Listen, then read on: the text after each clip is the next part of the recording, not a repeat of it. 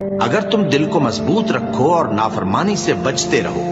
اور کافر تم پر جوش کے ساتھ دفتن حملہ کر دیں تو تمہارا پروردگار 5000 فرشتے جن پر نشان ہوں گے تمہاری مدد کو بھیجے گا، اور اس مدد کو تو اللہ نے تمہارے لیے ذریعہ بشارت بنایا، یعنی اس لیے کہ تمہارے دلوں کو اس سے اطمینان حاصل ہو، ورنہ مدد تو اللہ ہی کی طرف سے ہوتی ہے جو غالب ہے، حکمت والا ہے۔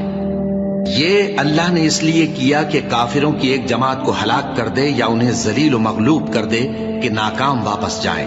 اے پیغمبر، اس کام میں تمہارا کچھ اختیار نہیں۔ اب دو صورتیں ہیں، یا اللہ ان کے حال پر مہربانی کرے یا انہیں عذاب دے کہ یہ ظالم لوگ ہیں،